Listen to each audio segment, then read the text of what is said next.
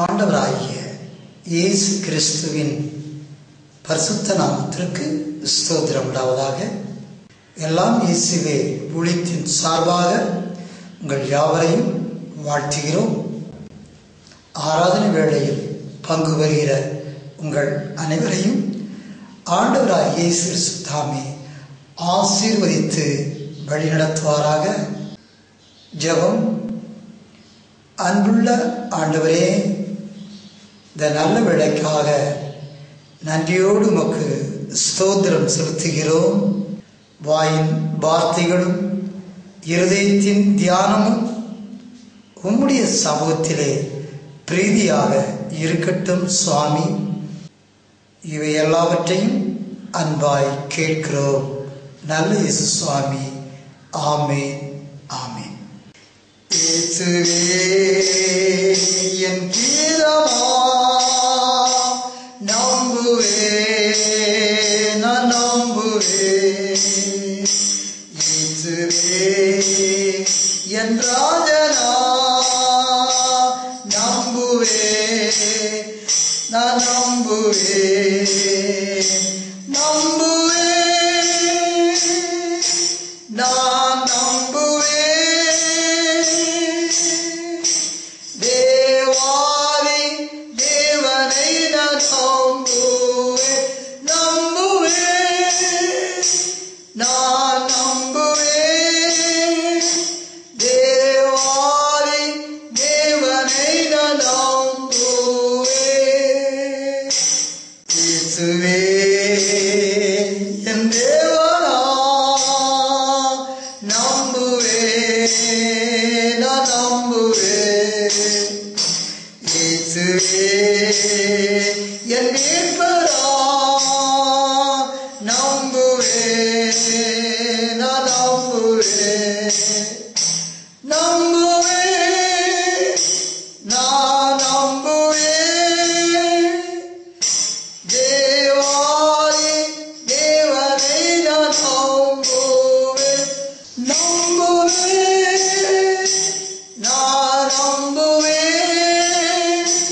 தேவாதி தேவனை நான் நம்புவேன்.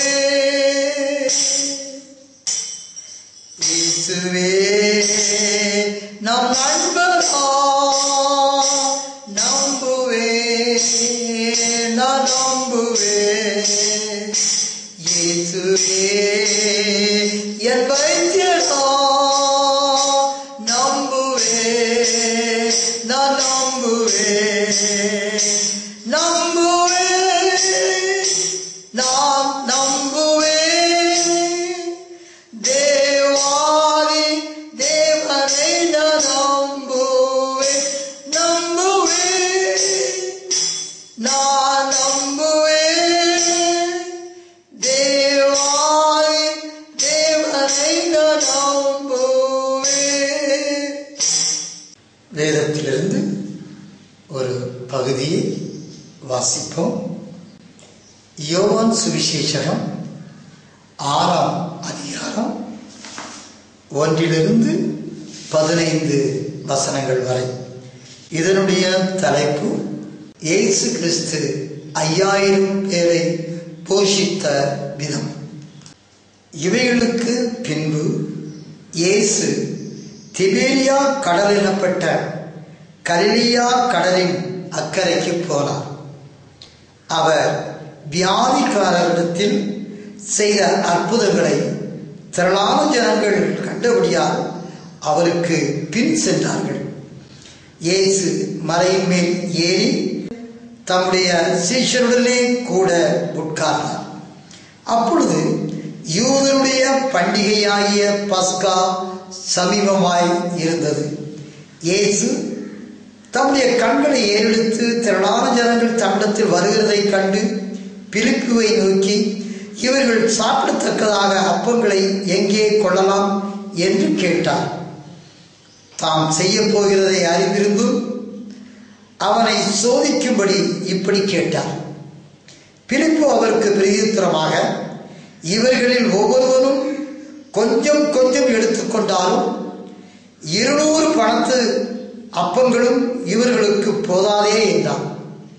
அப்பொழுது அவருடைய சீஷரில் ஒருவரும் சீமோன் பேதுருவின் சகோதரனுமாய அந்திரேயா அவரை நோக்கி, இங்கே ஒரு பையன் இருக்கிறான், அவன் கையில் 5 வாற்கோதுமை அப்பங்களும் 2 மீன்களும் உண்டு, ஆனாலும் அவைகள் இத்தனை ஜனங்களுக்கு எம்மாத்திரம் என்றான். இயேசு ஜனங்களை உட்கார வையுங்கள் என்றார். அந்த இடம் மிகுந்த புல் உள்ளதாயிருந்தது. பந்தியிருந்த புருஷர்கள் ஏறக்குறைய 5000 பேராயிருந்தார். இயேசு அந்த அப்பங்களை எடுத்து ஸ்தோத்திரம் பண்ணி சீஷரிடத்தில் கொடுத்தார். சீஷர்கள் பந்தி இருக்கிறவர்களுக்கு கொடுத்தார்கள். அப்படியே மீன்களையும் அவர் எடுத்து அவர்களுக்கு வேண்டிய மட்டும் கொடுத்தார்.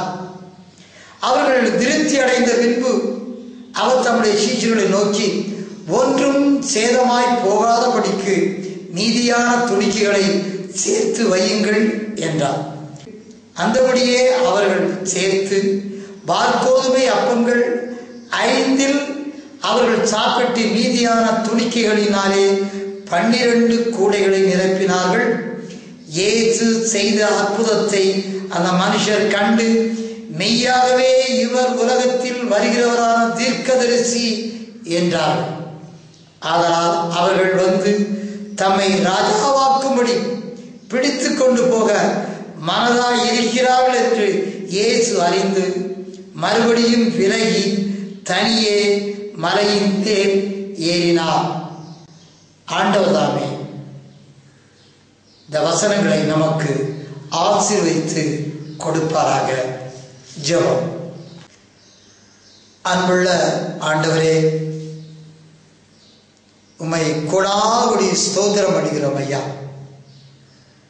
இம்மட்டுமாய் எங்களை காத்த தெய்வமே, உமக்கு ஸ்தோத்திரம் செலுத்துகிறோம் ஐயா.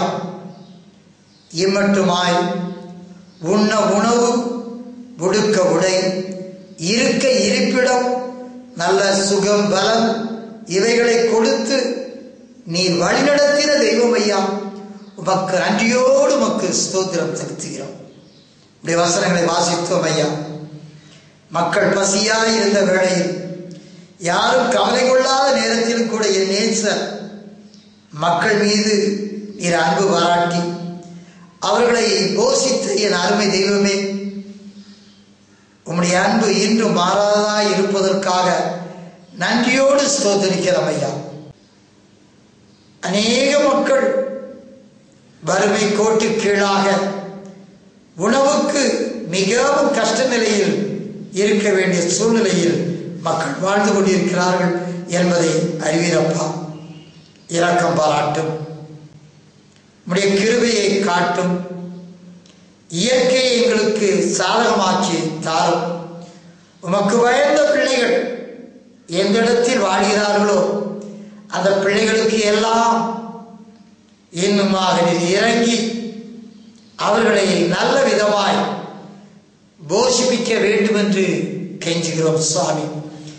உம்மை அறிந்த பிள்ளைகள் மிகவும் கஷ்ட நிலைக்குள்ளாக செல்லாதபடி அவர்களை நாளொரு மீனியும் பொழுது வண்ணமாய் அவர்களை வளரச் செய்து வாழ்க்கையை உயர்த்தும்படியாய் ஜெபிக்கிறோம். உம்முடைய வசனங்களால் நீரிங்களை போஷித்து தினம் வழிநடத்தும் ஐயா. அதன்படி நடக்க எங்களுக்கு கிருபைதான். எந்த மக்களும் பசி பட்டினியாய் இருந்து அவர்கள் வாழ்க்கையிலே கஷ்ட நிலைக்குள்ளாக செல்லாதபடி பார்த்து கொள்ளும் சுவாமி. அதற்கு செய்யப்படும் முயற்சிகள் அனைத்தையும் ஆசீர்வதியும். ஒவ்வொரு அரசாங்கங்களும் உணவு உற்பத்திக்காக செய்த முயற்சிகளை நீர் வர்த்திக்க பண்ணும்படியாக ஜெபிக்கிறேன் சுவாமி. உம்முடைய இயற்கை மாற்றங்கள் அதிகமாய் நடக்கிறது அப்பா. ஆனாலும் என் தேவன், உம்மை நம்புகிற மக்களை நீர் கைவிடாத தேவன். இயற்கை மாற்றங்களில் கூட உம்முடைய பிள்ளைகளுக்கு சாதகமாக்கி கொடுத்து வழிநடத்தும்படியாக ஜெபிக்கிறோம். யாவரோடும் கிருபை இருக்கட்டும். உணவு உற்பத்திக்காக செய்யப்படும் முயற்சிகள் அனைத்தையும், ஒவ்வொரு தேசங்கள் செய்கிற முயற்சிகள் அனைத்தையும் ஆசீர்வதியும்.